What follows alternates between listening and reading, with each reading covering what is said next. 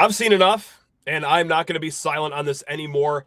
Nick Marsh of Michigan State University is the most underrated football player going into this college football season. Let's go.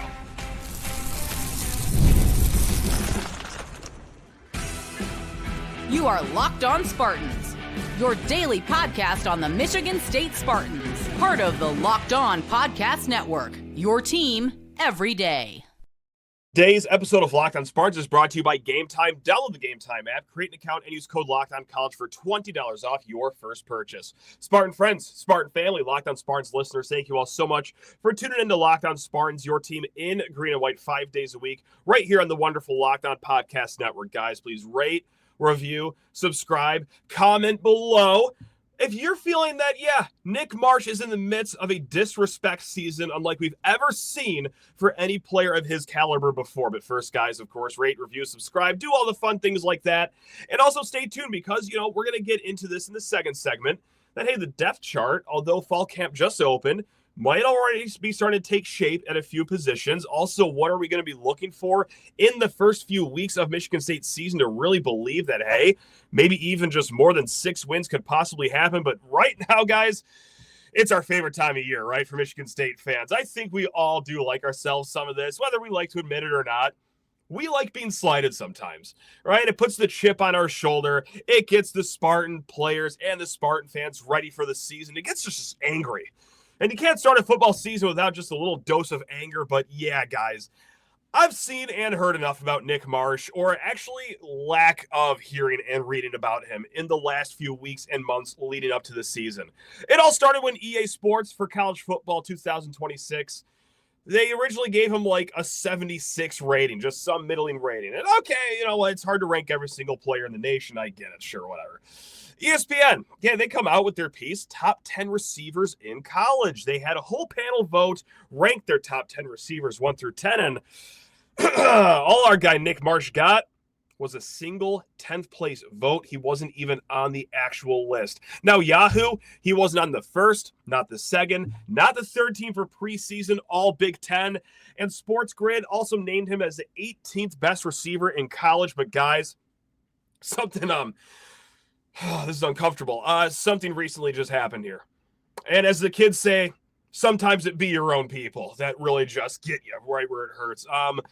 The world-class Locked On Podcast Network. And truly, I do love working for Locked On. They have done great things to me, given me great opportunities. But, oh, my God, they've also given me quite the attitude about this one. Because earlier in the week, last Wednesday, they dropped their top 100 players in college football list. And Nick Marsh, he came in at number... He didn't come in at number anything. He missed the top 100 best college football players entering the 2025 season. 14 wide receivers made this list. 6 Big Ten receivers made this list.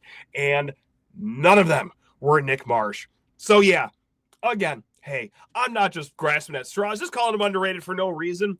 It really seems like he is flying completely and totally under the radar despite having a record-breaking season for Michigan State.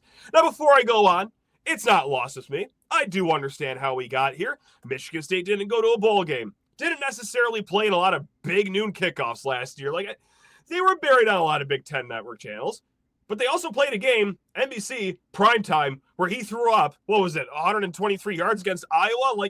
We should know how good Nick Marsh is. Luckily, us Michigan State fans know. But, oh, man, is the nation ready for a surprise this season? And again, I'm not saying this for no reason, just because I'm a huge Nick Marsh fan. But you've seen it all in his freshman season last year. He's got the breakaway speed. He has the physicality. His contested catch percentage is actually amongst the best in freshmen returning from last year.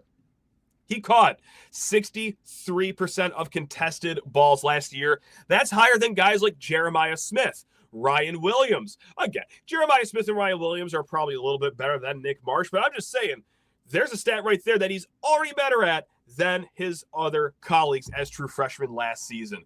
And it's not like, he just came on the scene as some middling 3-star and, he had a few good games. Hey, he's hit his ceiling early on in his career. Good for him. No, this is what is baffling me. Nick Marsh came in as a top 150 player in the nation out of high school.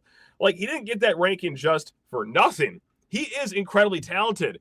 You saw it last year, putting up more than 600 receiving yards, setting the Michigan State record for catches, for receiving yards as a true freshman.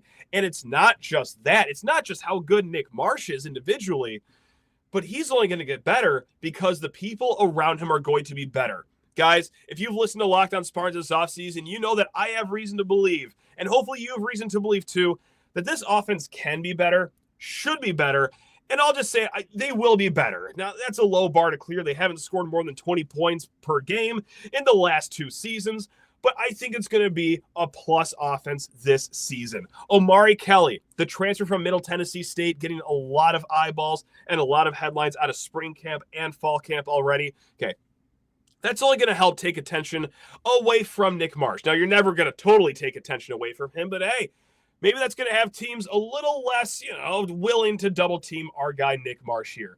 Speed in the slot can only help. We've talked about this time and time again. Back in the Oregon State days, you saw how important that slot receiver position was for the Brian Lindgren, Jonathan Smith offense with guys like Anthony Gold, Silas Bolden. Okay, Michigan State didn't really have that pure speed slot receiver last year. They got Rodney Bullard out of Valdosta State. Okay, they got Christian McCray. Big play McCray out of Kent State. Hopefully one of those guys can just be at least a solid slot receiver to help this offense really just gel better. And oh yeah, that's right. How about the guy throwing to him, which hopefully will have more protection for this season. But yeah, Aidan Chiles, not a bad quarterback to have throwing to your guy. And this is pretty rare in football to have, 2 guys, your top receiver, your top quarterback coming back out of school, because this was a great stat they showed at Big Ten Media Days. Now, Michigan State is only one of 6 teams in this conference that are returning a quarterback that had at least 10 starts the year prior. And guys, it goes even deeper than that when it comes to Aidan Chiles and Nick Marsh. This is the top returning quarterback wide receiver duo in the Big Ten from last season. Like, truly, go ahead and look for yourself. Please triple check my work. I double checked it if you want to take it one step further. But yeah, no returning duo had more receiving yards between quarterback and wide receiver last year than these 2 guys. I feel like I'm taking crazy pills and I keep seeing Nick Marsh just not on these lists. Hey, again, I'm not saying he should leap over Jeremiah Smith. I'm not saying he's better than Ryan Williams. Surely I think a top 10 receiver, though, in this nation. And again, how about this? This is something we've been talking about ad nauseum this offseason, especially as it pertains to wide receiver recruiting. But hey, if there's one position in this program the last few years that you should trust for development, I would go ahead and say it's wide receiver. Okay? Michigan State not sending a ton of guys to the pros as of late, but they've sent Jaden Reed, Jalen Naylor. You want to include Keon Coleman in that list?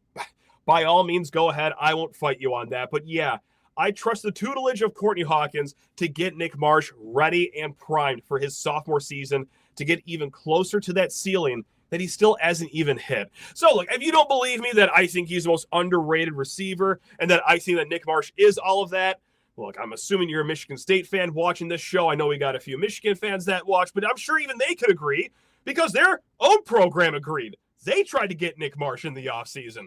Didn't work out too well. Ask the SEC team how well they think about Nick Marsh. Ask the team down there that offered a rumored $1 million. That wasn't me you heard that from. In the portal to have him go swimming in that portal. Okay, it's not just this slappy host over here that loves Nick Marsh that thinks he's very underrated. It's other programs. Top-level programs, too. Anyway, other notes with the top 100 list that was put out by Locked On. The number 1 player, Jeremiah Smith, wide receiver, Ohio State. I'll just go through the top 10 here, guys. Number 2 was Caleb Downs. Number 3, Dylan Stewart, that speedy edge out of South Carolina. Number 4, Jeremiah Love, that running back that seemingly just floats on air for Notre Dame. Number 5 is Ryan Williams. Number 6, Cade Klubnik, the quarterback for Clemson, if you don't know. Number 7, Anthony Hill, linebacker out of Texas. Number 8, Garrett Nussmeier, quarterback out of LSU. Number 9, Colin Simmons, linebacker out of Texas. And then number 10, out of War Eagle country, Keldrick Folk, defensive lineman out of Auburn. So there you have it, guys. If you want more on that, bebop around the other channels, especially Georgia, like they led with 6 players in the top 100. Alabama, Ohio State, Penn State, Florida, they all had 5 in the top 100. All right, guys, we're going to be talking more about Michigan State, just some news and notes that have come out for media availability. But first, you need to talk your ears off about 5-Hour Energy. That is right, guys. It's time to fuel up and turn it up with 5-Hour Energy Transfusion. It brings the bold grape, ginger, and lime flavor of your favorite golf drink, minus the alcohol, into a quick, energizing shot. So whether you're sinking birdies or just making memories with your friends, there is a hole-in-one for your energy game right here. Now, let's be honest. Some days on the course or off of it, you just need that extra boost to stay sharp and energized. And one of my favorite traditions coming up, first Friday, opening night for Michigan State, we get our tailgate started a little early at Forest Acres East Golf Course. So we go golfing, we go tailgating, we go to the games, and we're going to need some 5-Hour Energy in the golf bag, in the car, in our pockets for the entire day to keep us through here. Age is creeping up on us. We do need these energy boosters right here, guys. If you go to 5hourenergy.com today, that is the number 5hourenergy.com, you can use my promo code LOCKEDONGOLF to receive 20% off your order. This offer is only valid until September 30th on one order and cannot be used with other promotions. The code is not good on subscription orders. Whether you're meeting up with friends or trying to turn 18 holes into 36, get the energizing boost you need to power through. Order transfusion-flavored 5-Hour Energy shots today. All right, guys, before we get to more news and notes from Michigan State football, I did mention there were 6 Big Ten wide receivers on this top 100 player list. I'll just go through those really quick in case anyone was just really scratching their heads wondering who else jumped Nick Marsh on this list. But as you guys already know, Jeremiah Smith, he's number 1 overall. Mekhi Lemon out of USC, he's at 51.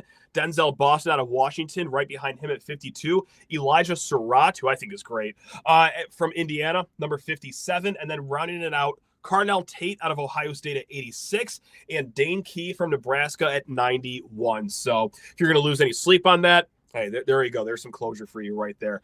All right, now we're not going to actually stray away from the wide receiver position right now because I did want to start with a young gun that has been turning heads at practice, and this has been mentioned by Brian Lindgren. Omari Kelly, during media availability late in the week last week, he brought this guy up too. But it is true freshman receiver Charles Taplin getting plenty of praise out there. Now, Charles Taplin, this is your diamond in the rough right here. I mean, what we said earlier, last segment of, it's not like some middling 3-star out of nowhere just popped up and he had some great moments. This is what we would be talking about should Charles Taplin just have a great season because, yes, he was a track star down at Red Oak, Texas, okay? Right outside the Dallas-Fort Worth area. He was the 175th ranked wide receiver in his class, and Arizona was the only other Power 4 offer that he had. I mean, this was truly a good identification by this staff to get Charles Taplin, who, I know that we were very early in the days of fall camp. I think the first week just wrapped up last week, if I'm not mistaken. But he's already been impressing.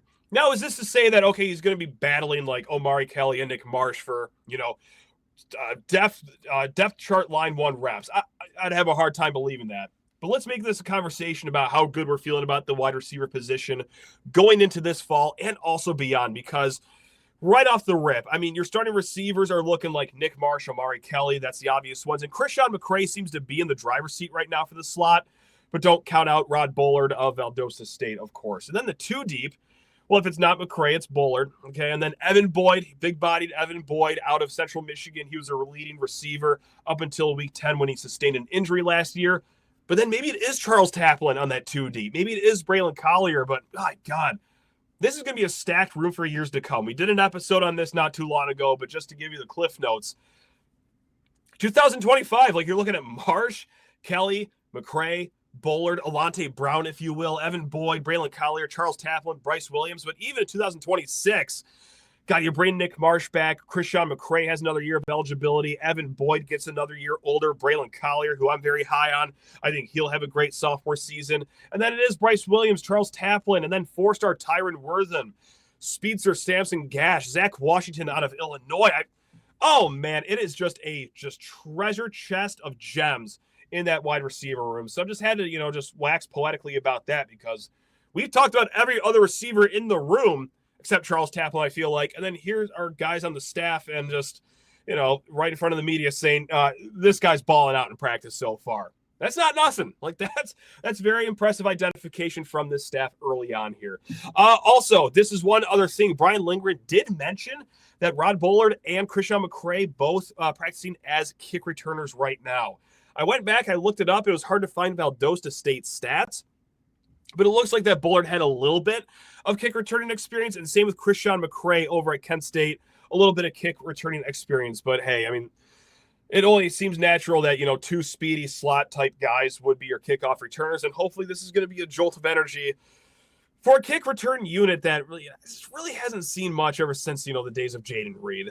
Not to make it seem like it's been 17 years since we've seen anyone good, but special teams are important, as we found out the last few years, last few decades, really, of Michigan State football. What they say about special teams being important and as important as offense and defense, yeah, that's no lie. One other thing that we have seen with the depth chart potentially shaking out. Now, this is a little Easter egg dropped by Luka Vincic.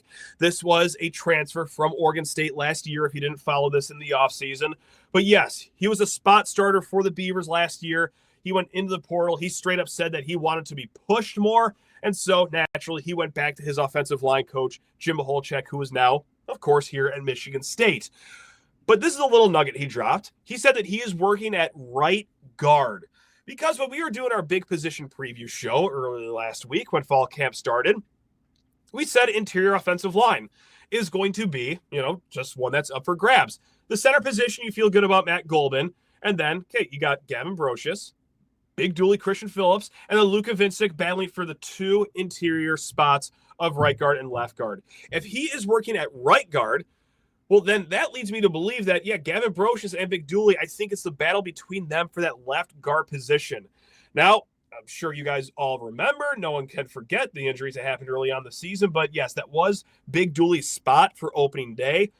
Went out for the rest of the season with that horrible leg injury, which was a bummer because I was and still am a big Dooley fan. I mean, just the way he moved Cal Halliday like he was a kindergartner in last year's spring game. And there were high hopes for Christian Phillips. And there still are. Don't get it twisted. I'm not writing him off yet.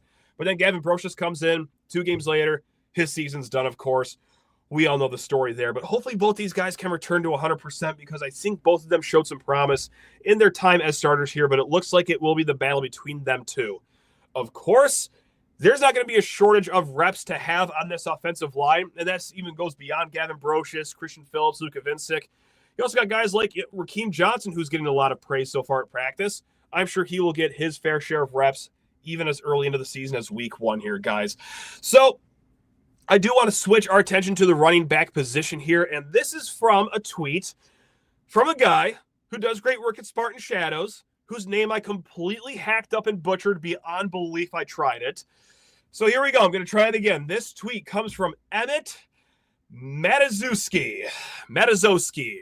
One of those two have to be right, Emmett. Come on. Oh, I'm so sorry. Emmett M. of Spartan Shadows. How about that? We're going to just go with that one here. Okay, so he writes, during the Brian Lindgren media availability, Emmett was boots on the ground. He was there, and he said that Brian Lindgren said, quote, too early to tell if there will be a bell cow running back or running back by committee. He wants to wait for scrimmages, reiterates it's too early to tell, and says that there has been a rotation of all the running backs, cites Frazier and Tulis as guys who are further along.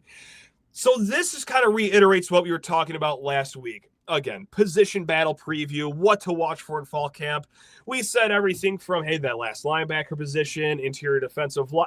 You guys all know the position battles right now. And I actually said that I don't even consider running back a position battle just yet, because I could very well see this going into the season as just a full, everyone gets a slice of the pie rotation here for the first few weeks of the season here. And it seems like, again, we're just under 4 weeks away from the season. We still got quite some time, but it seems like that's where things are going to be trending here. So it wouldn't surprise me if, we get to the end of the game against Western Michigan, and the carries come out to 12 carries for Eli Tautoliver, 8 for Brandon Frazier. I'm sorry, 8 for Mekhi Frazier, 8 for Brandon Tulis, 5 for Gist, 5 for Jace Clarizio. Just like everyone getting a little bit of that, lion's share of the carries here. And then naturally, you see what's working, you see what doesn't, and then maybe you trim it down to 3 running backs by October, and then who knows, by attrition if it ever gets down to 2 running backs at the end. But yeah, I think it's going to be a steady helping of a lot of different guys at that running back position. So that's not just me hypothesizing last week, but that's also your offensive coordinator saying, like, yeah, it is just wide effing open right now. Said it in much more family terms than that, but you get the point that he was trying to make right there. All right, guys, we got a great mailbag question. We got 4 weeks till kickoff. But what are we going to be watching for in weeks 1, 2, and 3 that will make us think even higher of this team? But first, you need to talk your ears off about Game Time. That's right, the greatest ticketing app out there. And we've all been there, logging on early and waiting forever for concert tickets to go on sale, only to lose your spot for a show you've been dying to see. Live music should be about making memories, not dealing with the stress of ticket shopping, and that's where Game Time comes in. Game Time makes getting concert tickets faster and easier than ever. Prices actually drop as it gets closer to showtime. You can save up to 60% off of their killer last-minute deals. So, hey, you know what? What a great time to do this ad read here. I'm going to a concert tomorrow. Rufus's Soul at Pine Knob. Already got my tickets a few weeks ago on Game Time because they do have great flash deals. But, guys, this is not a cheap ticket, let me tell you. If you want to go, Game Time's going to be your best bet here. Their last-minute ticket deals have saved me money. They've saved other listeners money. Why not make it yourself? Whether it's this concert, whether it's a Michigan State game, another show, whatever it is that has a ticketed event, Game Time is the place to be, guys. Take the guesswork out of buying tickets with Game Time. Download the Game Time app, create an account, and use code LOCKEDONCollege for $20 off your first purchase. Terms apply. Again, create an account and redeem code LOCKEDONCollege for $20 off. Download the Game Time app today. It's last-minute tickets, lowest prices guaranteed. Mailbag time, guys, and there's 2 ways to reach out to me, or 3 if you have my personal number. I don't suspect a lot of you do, but if you do, congratulations, I guess. Just call me and give me your mailbag question. The first good route, lockedonspartans@gmail.com. The second one, Sheehan_sports on Twitter or X. Don't really care what you call it, but PGH, as always, this guy has always got great questions here, writes in for your next mailbag. What do you need to see from these Spartans in the first 3 games to elevate your expectations for the season? Now, right now, my expectations are a 6-6 or a 7-5. I'm going to be honest, I've been 7-5 all off season, and then I just keep staring at that schedule, and man, God, that's going to be even hard to get to 6 wins. But I think they can. I think they will. But what has to happen in the first 3 weeks to me to think 8-4, 9-3? Oh my God, are we going to start November watching the college football playoff show, expecting to see our name? Oh, God, I love the offseason. Everyone's just so happy all the time. Look, first things first, let's start on the ground floor here, okay? Like, before you can sprint to dreaming of a 9-3 season, this is something that you have to see just to even think that 6-6 is possible, and that is the trenches. It's the trenches, and then the last thing is the trenches here. That is what I'm going to be watching for the first 3 weeks here. Specifically, like defensive line versus offensive line. And look, I have not done the deep dive into Western Michigan yet, certainly not Youngstown State yet, so I can't speak to them.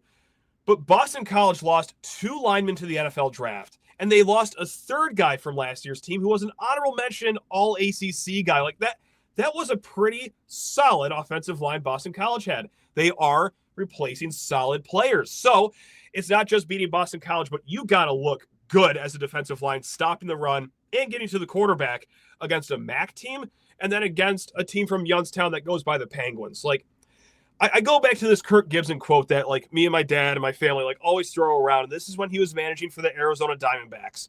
And his kid graduated from high school. He opted to manage the game instead of going to his kid's graduation. And some reporter said, Kirk, like, why was that a hard decision, not going to your kid's high school graduation? Like, why didn't you go? And he said, well, that's what he's supposed to do. Like, just point blank, like, this is what your defensive line's supposed to do. If they do great against these units, I'm not going to say the season is here.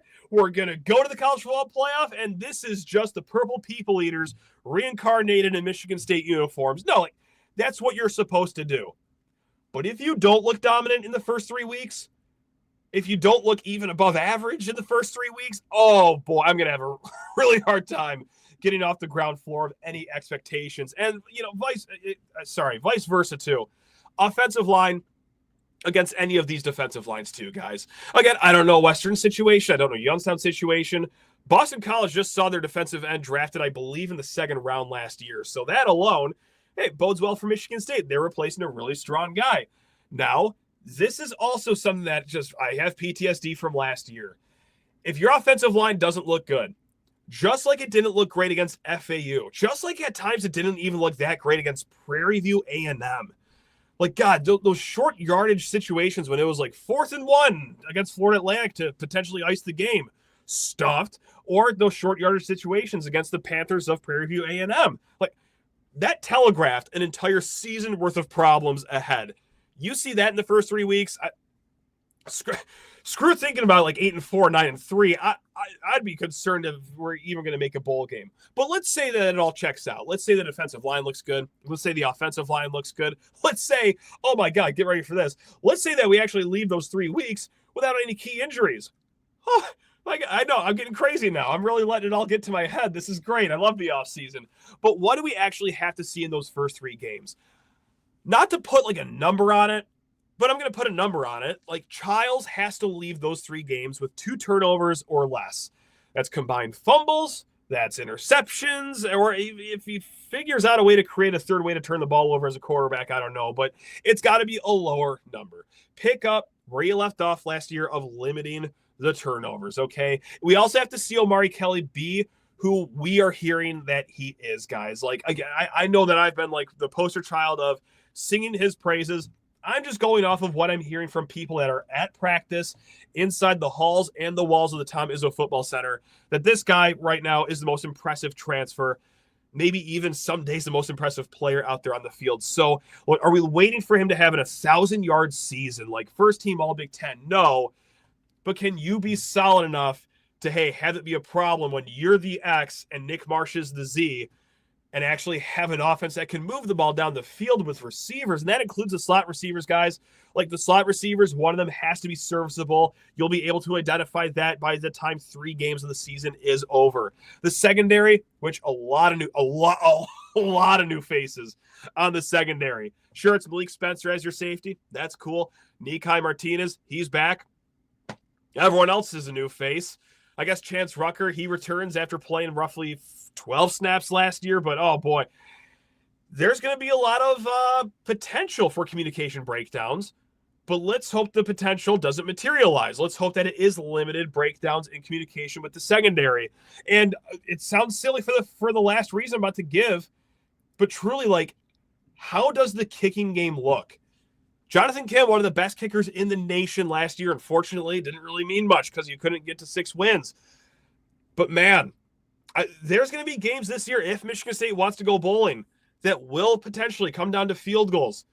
That will, hey, an extra point that goes haywire. That could be the difference between a win and a loss. I am a little nervous about the kicking position. And it's a twofold thing. One, we're replacing a guy that, excuse me, guys, that could be in the NFL next year, kicking on Sundays. Like, he's battling for the job with the Bears right now. And the other full thing is, like, it's not that I've heard bad things from camp, but it's not like I've heard anything of, oh, hey, this guy's definitely got the job. He's looked really good. Such as life in college, like, it is a mystery when it comes to kicking. MSU was very fortunate last year to have, like, a sure thing kicking. Not a lot of teams can say that, and now Michigan State potentially, most likely, will be one of these teams. So if we're 3 weeks in, and these balls are, rotating on the wrong axis, not going end over end, and we're missing the net behind the field goal post onto some of these, I'm going to be nervous for, where the expectations can be the rest of the season. So there it is. Love the question, PGH. And really, guys, love all you guys. We got a great lineup of guests coming up this week.